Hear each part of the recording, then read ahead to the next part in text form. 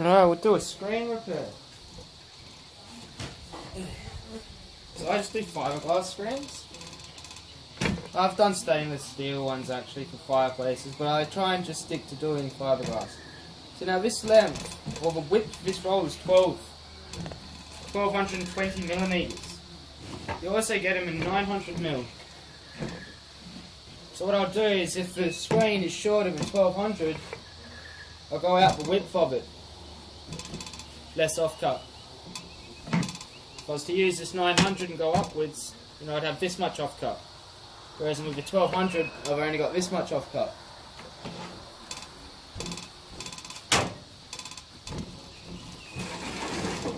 And I haven't done one for over a year. I hadn't done one the first time I done one.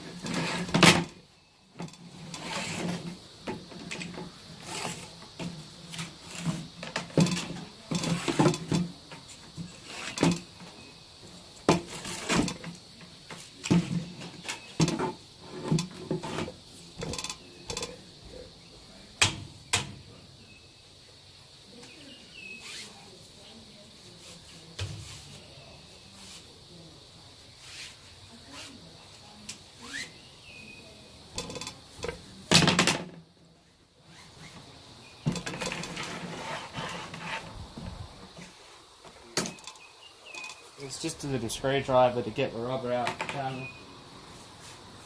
And the rubber, it'll be dirty, so give it a wipe down with a clean cloth so it matches the nice new screen. And obviously if it's really old and it's got no life left in it, you let the customer know, you put it into your price and you replace it. If that's what they want.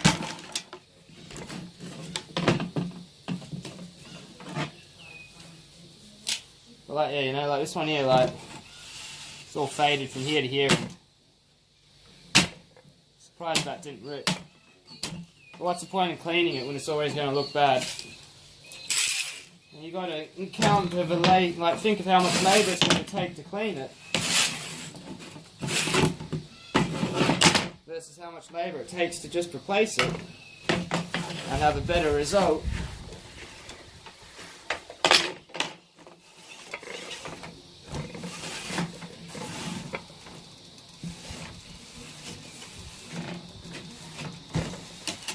I charge $20 per metre.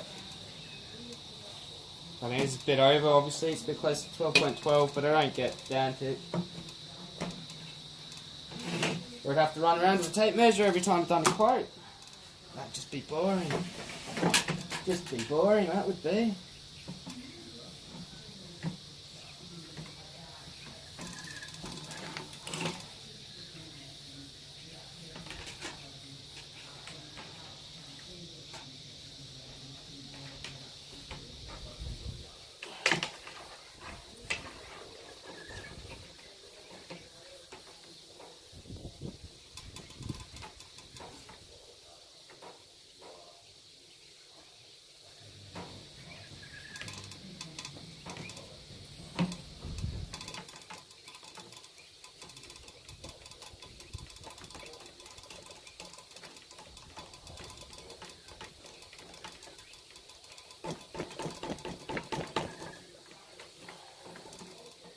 So you can get rollers to roll these into place.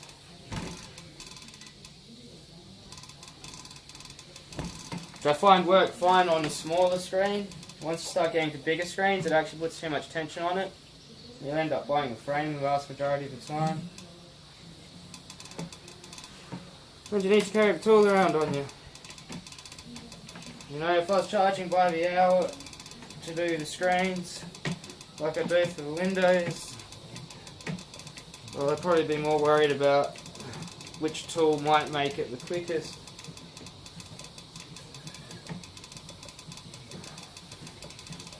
But I like to charge, well, I like to be paid what's, fair for the work that I've done.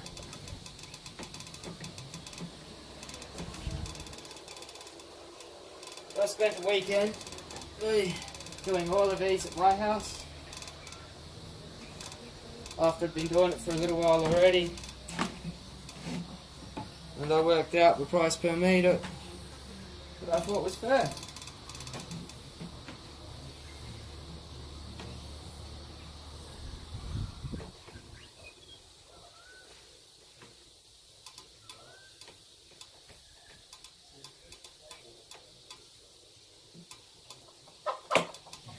If you push the rubber in on the inside of the channel, it pulls it in tighter. Putting the rubber in, it pulls the screen tight.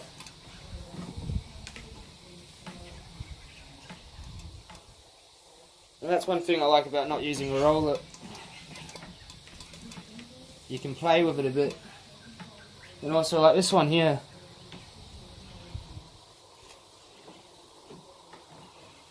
Had some damage to the channel. I've had a few other ones which have had damage to the channel. And smashing a roller through there wasn't really much good for it.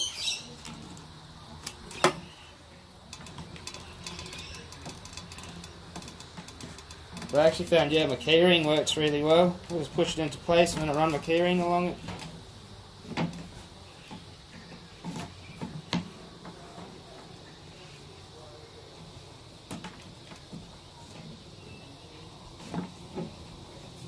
But yeah, no, recording it would be interesting. Recording's a great way to keep track of things. I mean, when you do martial arts or dancing, you look in a mirror. And I think of that when it comes to recording what you're doing. It's like looking in a mirror. It's got all your timing on it as well, timestamps, etc. However long the video went for, like what time the video was done, the location. Plenty of good things. You know, I'll smack it on pause. I just had a missed call. So yeah, I just use a bottle opener.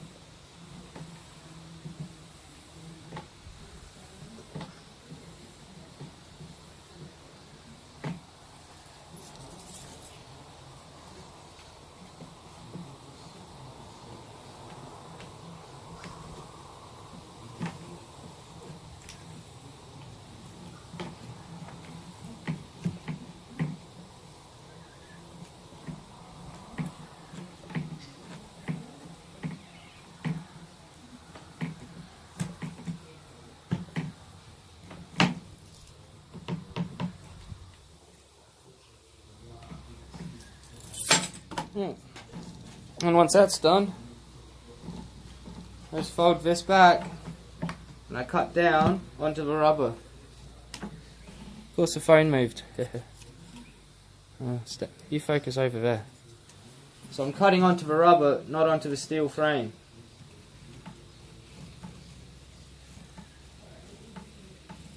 And by leaving a little bit of the mesh in this side down at the bottom, it's going to be in there firmer. It won't be as easy to pull it out the screen when you're cleaning it and you're rubbing it and drying it down with a towel and all that. Or if a dog or their pets or whatever come along, it won't be as likely to come out. Whereas if you cut down deep into there, it won't have as much sitting behind the rubber. It'll pull out easier.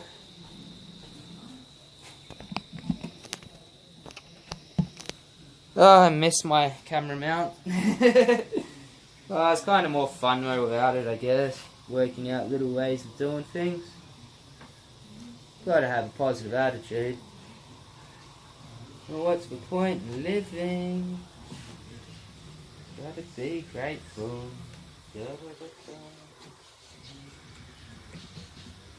Grateful, crazy, grapefruit.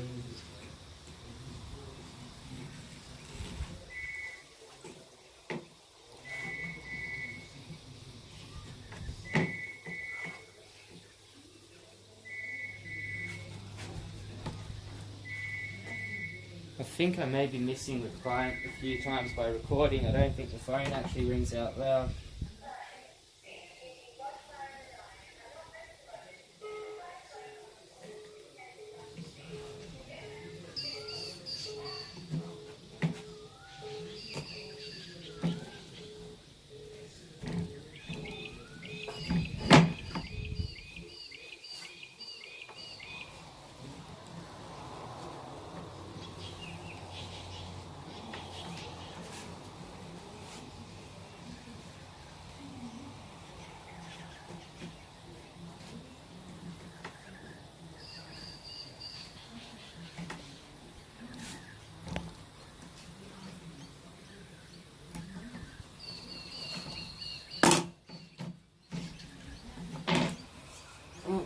Go.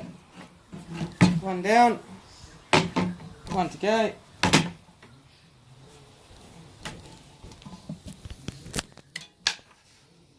So what? So yeah, it took 13 minutes to do the last screen. I think I remember working out it cost me something like $3 a metre, buying it in 50-metre rolls. So it's what, 17 bucks for the 13 minutes. I reckon I used to knock them out in under 10.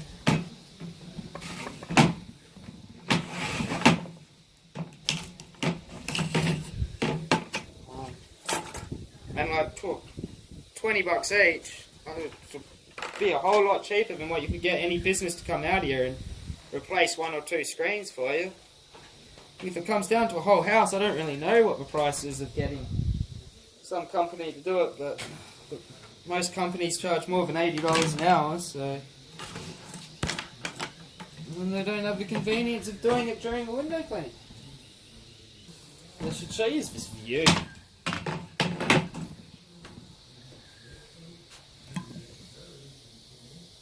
Nice as that, eh? There's a cow around there somewhere.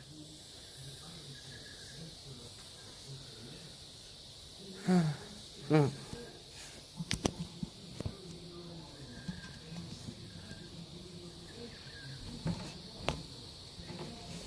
I've been listening to the ABC radio. The lovely nice client left the radio playing for me. I'm talking about how vital school and education is. I dropped out of school when I was 15. Well, you know what? The school actually recommended I leave. They didn't like me much. I didn't play gimp for them, I guess. Like, I used to get in trouble for the most ridiculous things at school. Like, I remember getting in trouble for walking home in my sports shoes instead of like the leather Clarks.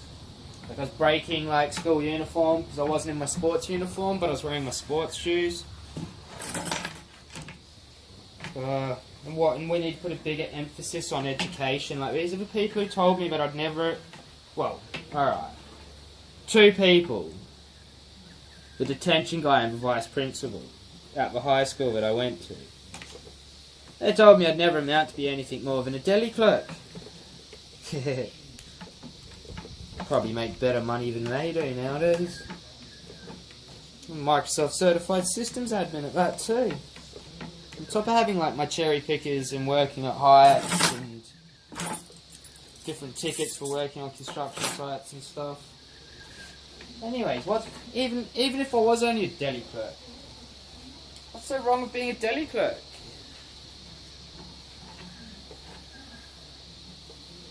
I'd rather be a deli clerk than a grown man who tells a kid that they aren't, you know, basically try and say that they aren't going to amount to anything. I'd much rather be a deli clerk, yeah, than be a teacher saying that to somebody.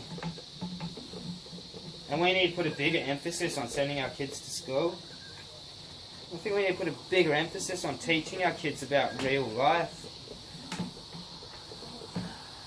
School only seems to work for a pretty small percentage. And like, look, being able to sit exams and that, like, had nothing to do with like a successful window cleaning business. It's mostly been common sense. Common sense.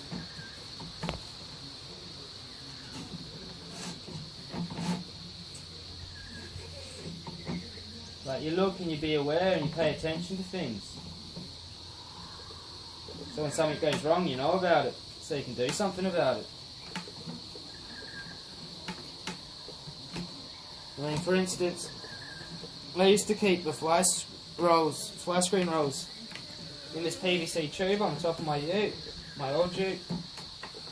But I haven't gotten around to setting that up on a new ute. And you don't want them to stay bent, you want them to stay straight.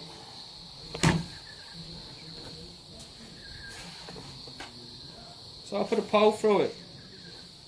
You know? It's not because I went or didn't go to school. It's because I was paying attention. I was like, okay, I'm going to put this in my ute. I don't want it to bend. I've been there, I've done that. Paid attention to it, been aware.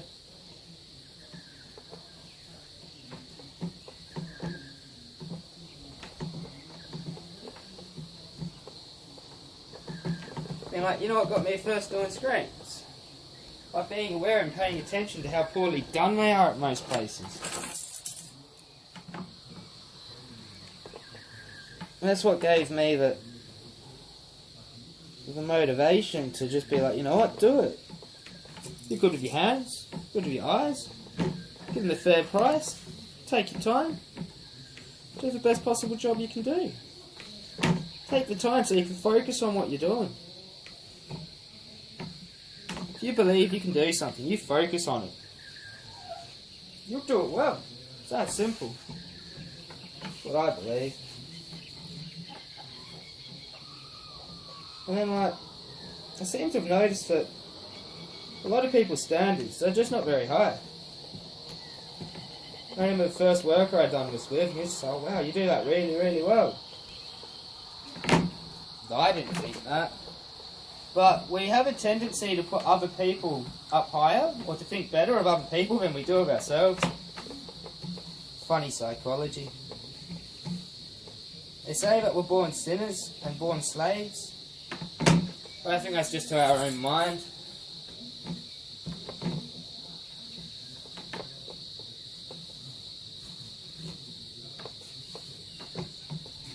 I haven't put my crazy thoughts on YouTube. Yeah, I probably will, knowing me. Like, I be myself and my clients. I don't try to pretend to be anybody different.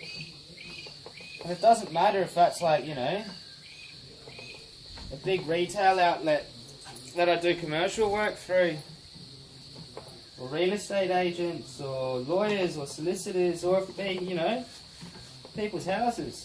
And it doesn't matter what kind of house I've got, or what kind of car's parked in the driveway. That doesn't change the way I treat them. Like, or the way that I act, or if I try and be something other than myself, you know.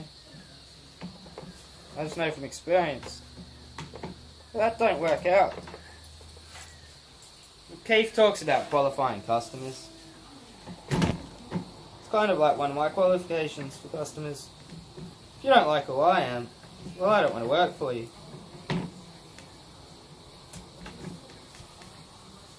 I don't want to lose sight of the fact I'm my own boss. And why I, decided to work for myself.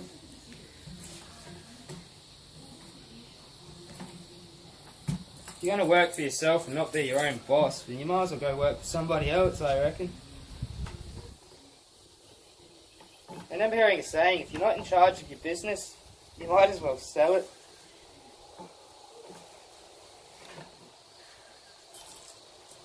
I think of that like with clients as well. Like if I'm trying to be in charge of me as well, it's not going to work. Because that's not what I've done it for.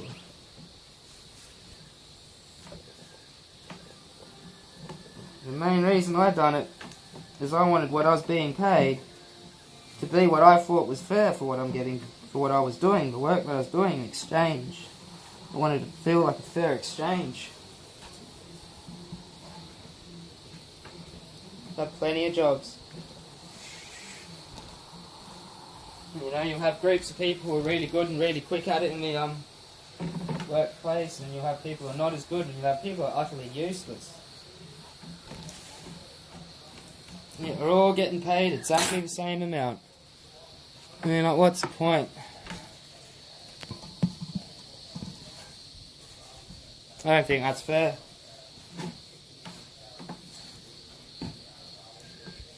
Oh, it's a bit of a slacker with this one. A fair bit of overhang there. Oh well.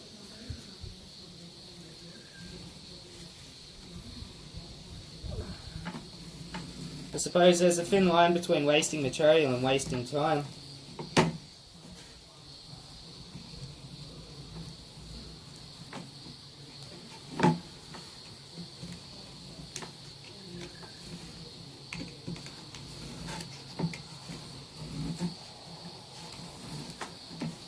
But yeah, if you're doing really big screens, I would say be careful that you don't put so much tension on it that you bow the screen inwards.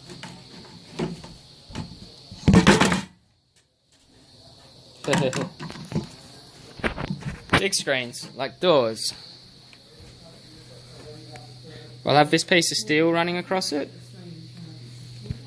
to help stop the frame from bowing inwards when you tighten up the mesh.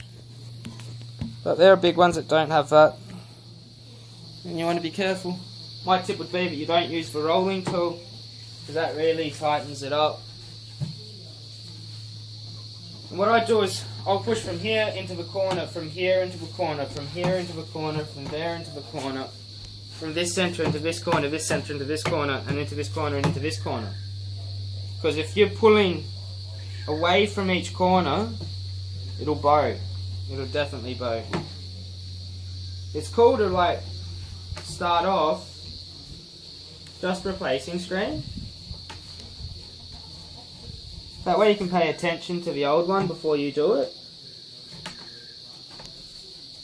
Now when I first started with computers,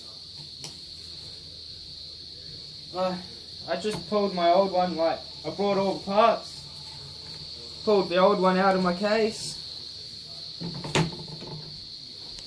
paying attention to it, and put all the new parts in. Then I realised you had to install operating systems and drivers for the operating system to know how the hardware worked and all of that. And the learning curve came, but it's only because I took the chance to start and to do it.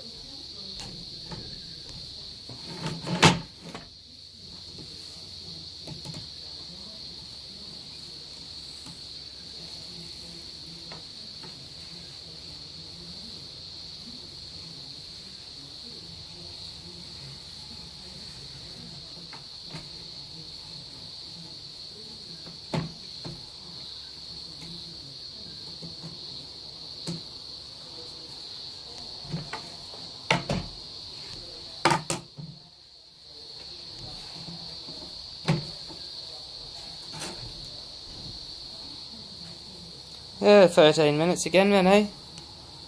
I'll put these in and head on.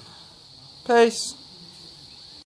I better go get my phone on charge after this. Anyways, these screens, only when you have a little tab on the inside, they'll come out from the inside. To get them out, you get your window, which lifts up and comes out. And because I've already done the outsides, I'll chuck a towel underneath these so I do both sides from the inside. And then just put that back in. So, grab, comes forward, comes down, you got the screen.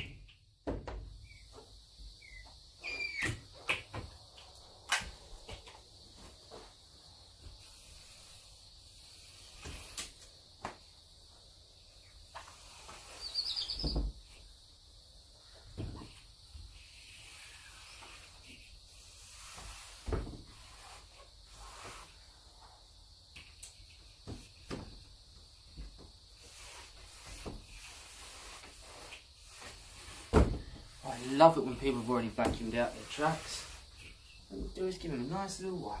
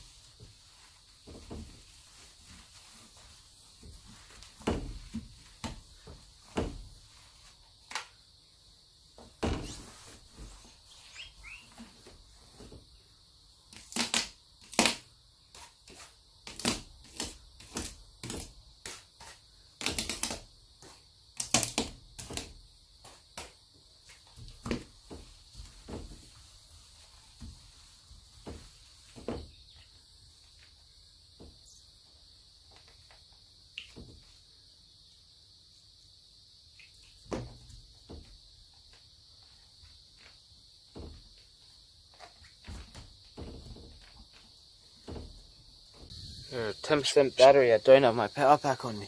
Hopefully we get this. Hopefully you can hear it.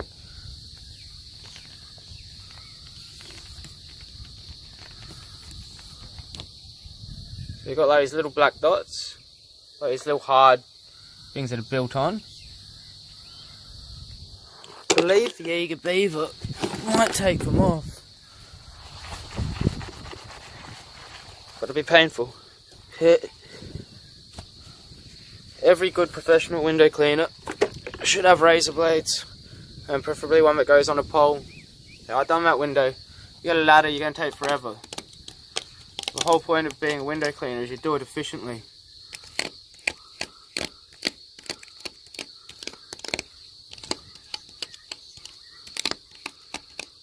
Now these things are baked on.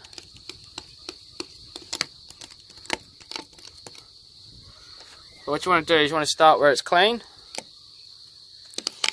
and push across. You never want to drag it back across the glass. Always place it somewhere clean and proceed across forwards. These things are hardcore. These things are almost like welder or angle grinder burns.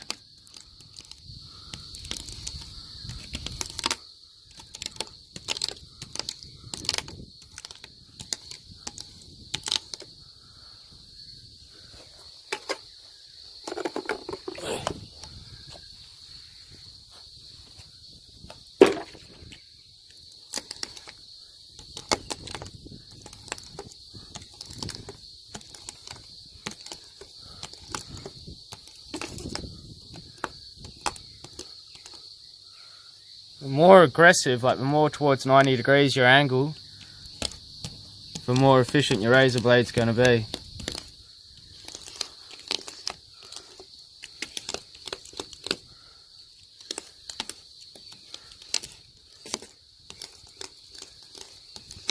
Yeah, well, it's taking the top off of these black things. It's not completely taking them off.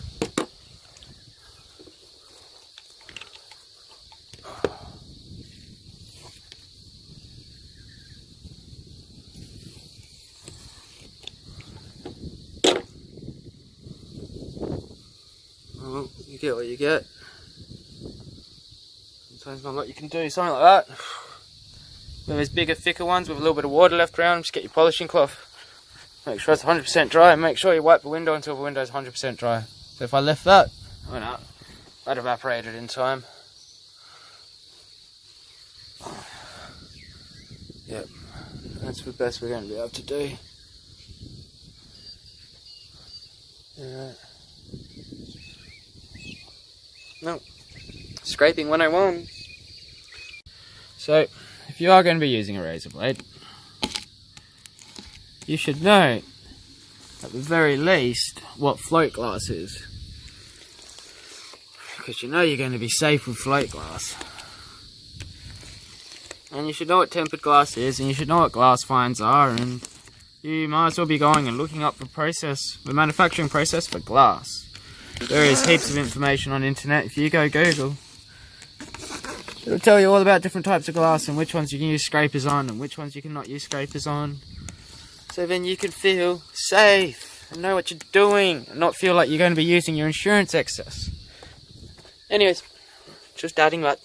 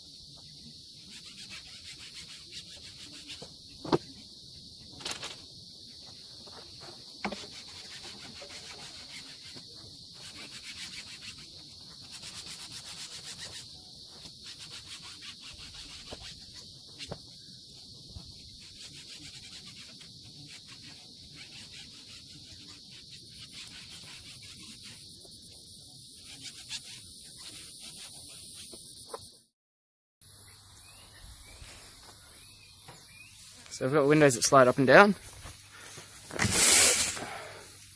Top window, rather than using a pole, you just pull it down. Then wash her as per normal. Yes, windows are like ships to me. I use female names. La Corvis una bella.